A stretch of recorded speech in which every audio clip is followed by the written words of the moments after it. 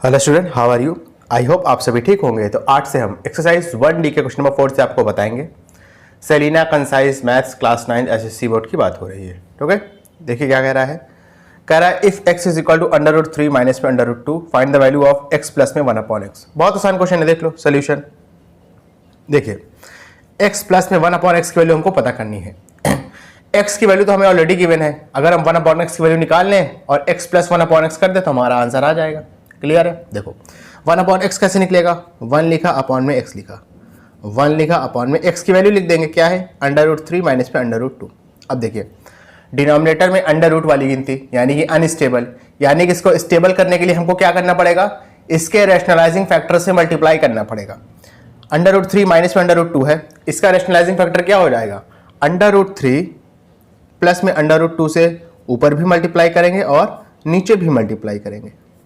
Clear है? इसके बाद देखो 1 को जब √3 प्लस में √2 से मल्टीप्लाई करेंगे तो √3 प्लस में √2 ही रहेगा, क्योंकि भैया 1 को जिस नंबर से मल्टीप्लाई करो पलट के वो नंबर आ जाता है जो दूसरा वाला रहता है 1 के साथ।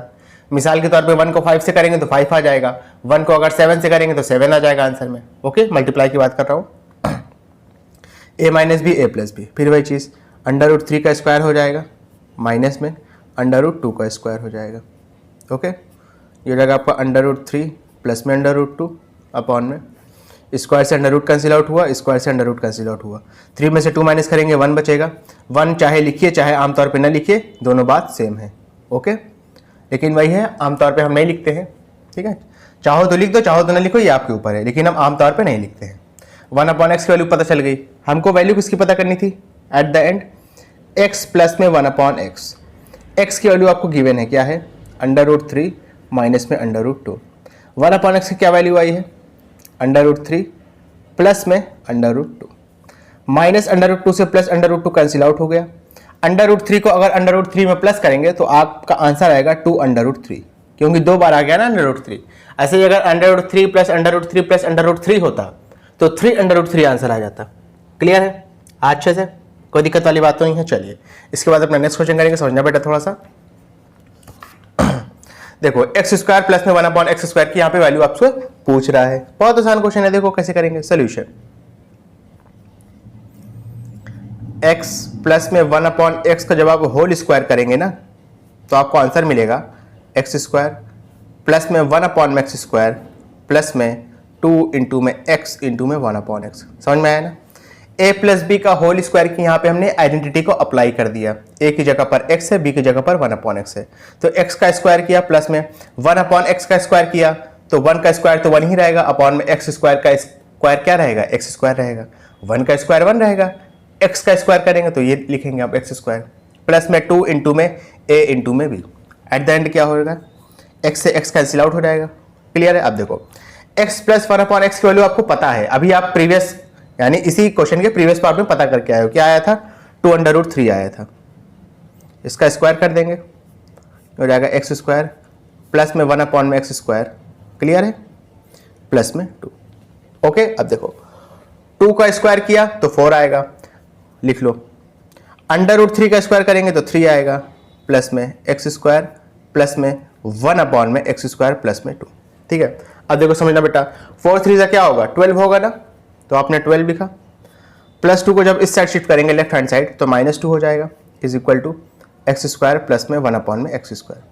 इसको आप सही से लिख दो, x स्क्वायर प्लस में 1/x स्क्वायर की फाइनल वैल्यू क्या आ गई बेटा, फाइनल वैल्यू 10 आ गई। क्लियर है अच्छे से? ओके, चलिए इसके बाद अपना नेक्स्ट क्वेश्चन करेंगे, समझना बेटा थोड़ा सा। x क्यूब प्लस में 1/x क्यूब। देखो इसका आंसर क्या होगा, सोल्यूशन देखो इसका। x प्लस 1/x का अगर होल क्यूब करेंगे ना तो आपको मिलेगा a का क्यूब यानी x क्यूब प्लस में b का क्यूब यानी 1/x क्यूब प्लस में 3 इंटू में a इंटू में b। a की जगह पर x है, b की जगह पर 1/x है, ये तो कई बार मैं बता चुका हूँ। ठीक है, और ब्रैकेट में क्या हो जाएगा a प्लस में b। क्लियर है? ये आइडेंटिटी होती है। अगर आप a प्लस बी का होल क्यूब लिखना चाहो आइडेंटिटी पे तो क्या लिख सकते हो, a का क्यूब प्लस b का क्यूब प्लस में 3ab ब्रैकेट में a प्लस b। वही चीज़ है, ए की जगह पर एक्स है, बी की जगह पर 1/x है। क्लियर? अब देखो समझना, एक्स से एक्स तो कैंसिल आउट हो जाएगा। ओके, एक्स प्लस 1/x की वैल्यू आपको पता है क्या है, 2√3 नहीं है? शुरू में यही तो वैल्यू आई थी ना, 2√3, तो लिख लो 2√3 का क्यूब। ठीक है, अब देखो एक्स क्यूब प्लस में 1/x³ प्लस में 3। अब देखो x प्लस 1/x की वैल्यू आपको पता है, यही तो है ना 2√3, तो 2√3। क्लियर? अब समझना, 2 का क्यूब करेंगे, इसको अलग अलग लिख लेता हूं, 2 का क्यूब करेंगे, ठीक है, और √3 का क्यूब। √3 का क्यूब का क्या मतलब है कि √3 इंटू √3 इंटू में √3, ये मतलब है। ठीक है, ये हो जाएगा x³ प्लस में 1/x³ प्लस में 3 2 6 और साथ में √3। अब देखो 2 की पावर 3 का मतलब क्या है, 2 इंटू 2 इंटू 2 क्या आएगा, 8 आएगा।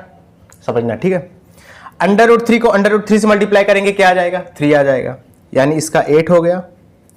जब इन दोनों को मल्टीप्लाई किया तो 3 आ गया, और साथ में ये √3 बचा रह जाएगा। ठीक है, प्लस में x³ प्लस में 1/x³ प्लस में 6√3, 8 3 से 24 और साथ में √3, 24√3। 6√3 को इधर भेजेंगे तो हो जाएगा -6√3 is equal to x³ plus में 1/x³। ठीक है, तो यानी x³ प्लस में 1/x³ की फाइनल वैल्यू क्या आ गई बेटा, 24 में से 6 को माइनस कर दो, क्योंकि दोनों √3 के टर्म्स हैं, दोनों लाइक टर्म्स हैं। कितना आएगा, 18√3। क्लियर है अच्छे से, कोई दिक्कत वाली बात तो नहीं? ओके, चलिए इसके बाद अपना नेक्स्ट क्वेश्चन करेंगे। समझना बेटा, देखो क्या लिखा है। देखिए यहाँ पे आपको वैल्यू निकालनी है तो निकाल लेंगे बेटा, इसकी वैल्यू निकालनी है। ठीक है, x³ प्लस में 1/x³, इसकी वैल्यू आप अभी पता करके आए हो, कितनी आई थी इसकी वैल्यू, इस चीज़ की बात कर रहा हूँ, 18√3। ठीक है, माइनस में 3, x² प्लस में 1/x² की वैल्यू क्या आई थी बेटा, 10 आई थी ना, कितनी आई थी, 10 आई थी, प्लस में इस चीज़ की वैल्यू क्या थी बेटा, 2√3 थी। निकाल लो, आंसर आ गया। ठीक है, अब देखो 18√3 प्लस में 2√3 कितना हो जाएगा, 20√3। ठीक है, माइनस में 3 10 से कितना हो जाएगा, 30। दोनों में 10 कॉमन आ रहा है, क्योंकि भैया 20 और 30 का हाईएस्ट कॉमन फैक्टर क्या होगा, 10 होगा, यानी सबसे बड़ा नंबर जो 20 और 30 दोनों को डिवाइड कर सके, 10 हो गया। यहाँ क्या बचेगा, 10 को माफ करिएगा, 20 को 10 से डिवाइड कराएंगे तो 2 बचेगा, साथ में √3 बचेगा, माइनस में यहाँ क्या बचेगा, 3 बचेगा। ठीक है, अब देखो कुछ बच्चे क्या होंगे यहाँ पे छोड़ देंगे, लेकिन बेटा ये थोड़ा सा और हो रहा है, ये थोड़ा सा और हो रहा है, यानी इसमें से और भी हम एक चीज कॉमन ले सकते हैं। देखो क्या लेंगे, समझना थोड़ा सा, 10 लिखा, 2√3 लिखा, माइनस में इस 3 को भी तो लिख सकते हैं ना, 3√3 इंटू में √3, इस 3 को भी √3 इंटू में √3 लिख सकते हैं ना, तो यहाँ पे भी √3 कॉमन है, यहाँ पे भी √3 कॉमन है, √3 को बाहर निकाल लो तो 10√3, साथ में क्या लिखेंगे, यहाँ पे 2 बचेगा, यहाँ पे 1√3 बचेगा। ये आपका बेटा हो गया फाइनल आंसर। क्लियर है अच्छे से? ठीक है, वैसे बुक में यहीं तक दिया है, लेकिन ये एकदम प्रॉपर मेरे ख्याल से आंसर है। बुक में आपको यही वाला आंसर दिया है, लेकिन इसको और फर्दर सॉल्व करोगे दियो, अगर फर्दर सॉल्व हो रहा होगा तो आप करोगे, बुक से आप मतलब नहीं रखोगे।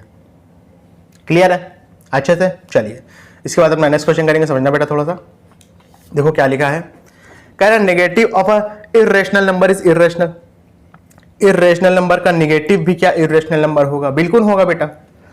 मिसाल के तौर पे √3 है, ये तो इर्रेशनल है जानते हो, अगर आप -√3 कर दोगे तो ये भी इर्रेशनल रहेगा। ठीक है, इसमें आपको कोई बदलाव होगा नहीं, इर्रेशनल था तो नेगेटिव करेंगे तो भी उसके बाद भी इर्रेशनल रहेगा, यानी कोई एक पर्टिकुलर नंबर इर्रेशनल है, आपने उसके आगे नेगेटिव साइन लगा दिया तो भी वो क्या रहेगा, इर्रेशनल रहेगा, यानी ये ट्रू है आपका। सेकेंड वाला स्टेटमेंट देखेंगे, कह रहा है the product of a non zero rational number and N irrational number is a rational number. कह रहा है कि नॉन जीरो रेशनल नंबर लो। रेशनल नंबर किसे कहते हैं बेटा, जानते होगे आप, रेशनल नंबर कहते हैं किसको, फ्रैक्शन वाली गिनती को बेसिकली। तो आपने लिख लिया 11/2 मिसाल के तौर पे, ये आपका रेशनल नंबर हो गया। और कह रहा है कि इर्रेशनल नंबर लो, इर्रेशनल नंबर आपने ले लिया √3, कह रहे हैं दोनों को मल्टीप्लाई कर दो तो आपका आंसर क्या आएगा, 11√3/2। कह रहा है एक रेशनल नंबर एक इर्रेशनल नंबर लेंगे तो हमको एक रेशनल नंबर मिलेगा, लेकिन यहाँ पे तो एक इरेशनल नंबर आ रहा है, क्योंकि जिस भी नंबर में अंडर रूट के अंदर इम्परफेक्ट स्क्वायर आ चुका है या आ गया है तो उसको आप क्या कहोगे, इरेशनल नंबर कहोगे ना। बेसिकली कहो, अगर अंडर रूट वाली गिनती आ रही है किसी नंबर के साथ उसको हम इरेशनल नंबर कहेंगे। लेकिन अंडर रूट वाली गिनती ऐसी हो जो सॉल्व ना हो, जैसे यहाँ पे अंडर रूट 3 सॉल्व नहीं होगा, इसका डेसिमल में आंसर आएगा, ठीक है ना। तो अगर रेशनल और इरेशनल नंबर को मल्टीप्लाई करते हो तो आपको हमेशा क्या मिलेगा, एक इरेशनल नंबर मिलेगा। और क्वेश्चन में कह रहा है कि हमको रेशनल नंबर मिलना चाहिए, तो ये बेसिकली क्या हो जाएगा, फॉल्स हो जाएगा। क्लियर है अच्छे से स्टूडेंट? अगर आपको वीडियो पसंद है तो इसको लाइक करें, कमेंट करें, शेयर करें, और इस वीडियो को उन बच्चों तक जरूर पहुंचाएं जो कोचिंग को अफोर्ड नहीं कर सकते।